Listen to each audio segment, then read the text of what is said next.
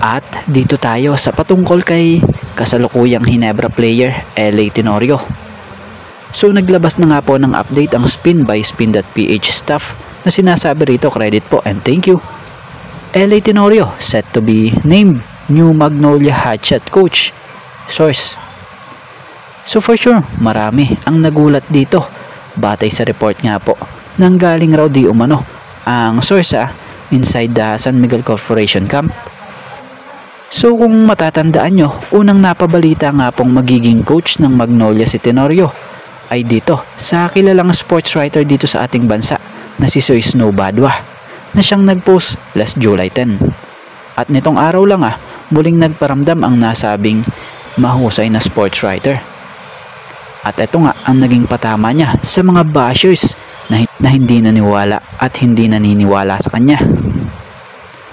So matatandaan namang since nang hinawakan nitong si Coach Chito Victolero ang Magnolia, isang beses lang nito napakampiyon ang nasabing team taong 2018.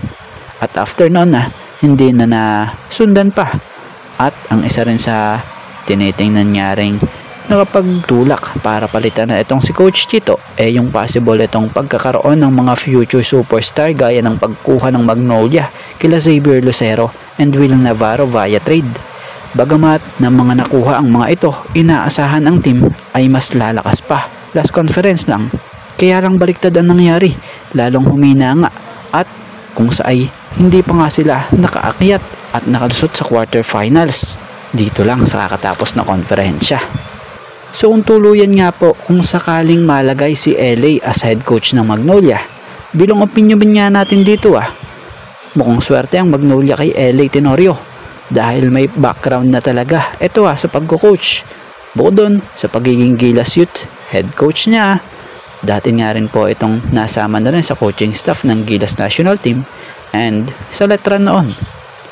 So sa LA, marami nga pong alam na ito sa pagko-coach dahil na rin sa ito'y nagagabayan din ng coach ng Ginebra na si Coach Tim Pone sa mahabang panahon na sila rin nagkasama.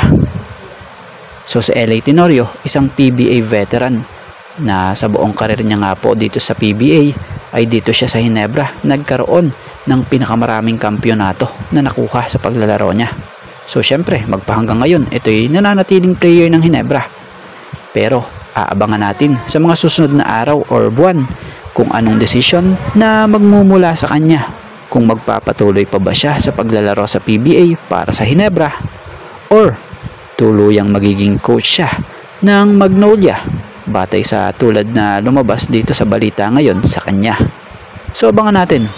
At ito nga, karagdagan lamang sa update patungkol dito, may kakapasok nga lang na balita na kung sa ay batay sa update ng Spin kinumpirma nitong si SMC Sports Director Alfrancis Chua na si LA Tenorio na nga po ang tatayong bagong head coach na Magnolia na kung sa ay papalitan nito etong si Coach Chito Victolero.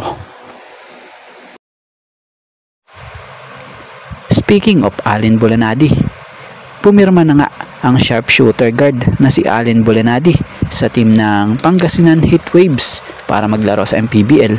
Batay sa nilabas nga na report, ang pagkakapirma nga po ni Allen Bulanadi sa team ng Pangasinan Heatwaves ay may basbas ng Northport na kung saay kahit na maglaro ito sa Heatwaves, sure naman na nasa sa Northport ang rights na to.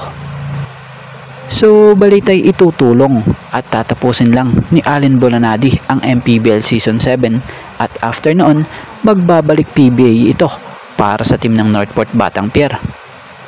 So sa mga hindi nga po nakakaalam nag-expired na nga po ang kontrata nito sa Batang Pier nito lang PBA Season 49 nang matapos ito. So sa magiging stint niya nga po sa team ng Pangasinan Heatwaves, makakasama niya nga po ang ilang mga dating PBA players gaya na lamang nila Vic Manuel, Mike De Gregorio, Bonga Lanza, Lervin Flores and Hesed Gabo. So about sa pagbabalik Northport ni Bulanadi after ng stint nito sa team ng Heatwaves sa Liga sa MPBL, balitay aayusin muna yung contract nito bago ulit siya maglaro dito sa Northport Batang Pier. At bago nga ang lahat, baka naman po pwedeng makahingi ng isang subscription para sa ating channel or paki-follow na rin po kung nagustuhan nyo ang ating mga basketball update. At kung ito na may makakabigat para sa inyo, kahit isang like and share na lamang po. Maraming salamat po.